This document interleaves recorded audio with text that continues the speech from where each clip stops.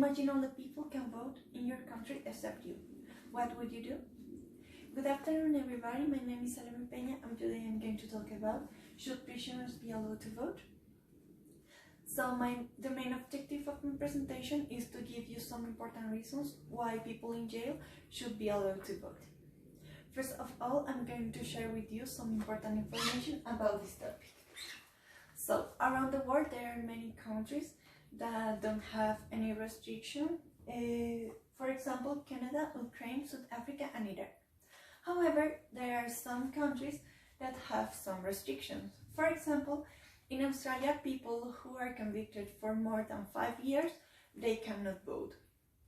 In China, people who are convicted to death penalty must not vote at all. In the US, all the states are independent, so they decide if people in jail can vote or not. And in 16 states there, people cannot vote at all. I'm going to talk about Colombia. So, well, since 1994, people can vote, but just under certain conditions. The first one is that the person has to have the citizen status. Another reason is that the person has to be arrested but not convicted. The government has a general condition, and it is that in each jail there must be at least 50 people able to vote. In the Article 25th of ICCPR, that means International Convention on Civil and Politics Rights, says that all the citizens can vote, and the vote has to be secret. Here in the bar chart, we have a comparison between 1990s and 2018. So according to the DANE, in 1990, there was 182 jails, and in 2000 that number increased and was 138. That means that the government built 6 jails in 28 years. The next one is the total of prisoners. So in the 90s, were 44,559 people, and as you can see here, in 2018 it increased a lot, and the number was 170,018 people. So we can say that it increased about 72,000 people. So that's a lot, and it's sad. The overcrowding in the 90s was 100,976, and in 2018 was 4,465.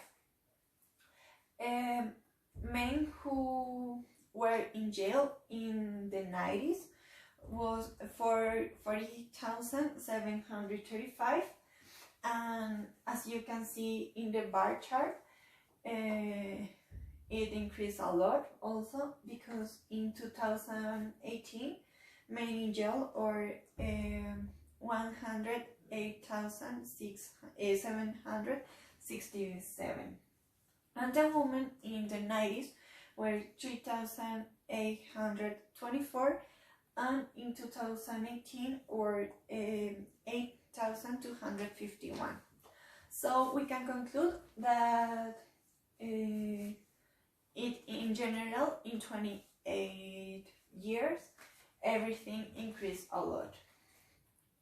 So here I have an example of the presidential elections in the second round in 2018. So according to the official page of the government, people who were in jail and vote was 16,779. total of men were 13,711, and women who voted in 2018 was 3,068. It is important to mention that the total of the votes were 19,215,637. So this one not represent even the half of the total of the votes. So now I'm going to talk about like in general the right in jail. So it is important to say that depression is a form of punishment, and it is to keep society safe by preventing harm caused by all the criminals, and could be to provide an opportunity for rehabilitation. Also, the allowed to vote is a right, is not a requirement, and many people says that people in jail are the most like part of the community who is easier to manipulate, and I'm going to say that it's not true, because all the politicians prefer in general prefer to go to visit like the purest part of the city, and it's easier to buy people like buying, or yeah, like to buy it's easy to buy people with food and with other things. So most of the politicians don't go to the jails, because they say that the community is not as big as outside, for example. Also, I found an interview with Beatriz del Rosario, who is a lawyer, and he was arrested in jail for about 10 years, and she said that she voted because she is still a citizen, and also because she had kids and she wants like a better future for them. And I'm totally agree with that, because sometimes so many people who are in jail have family, and not even for the family, but for them also.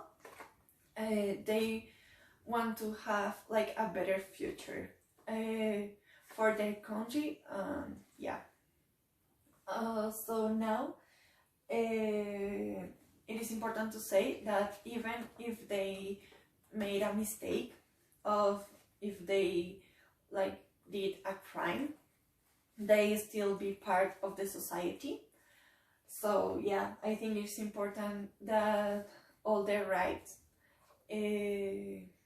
like can be like allowed in jail. So now to conclude, it is important to say that, as we know, all the rights have lost when you're in jail. We have to change our mind and think that people should be allowed to vote, because people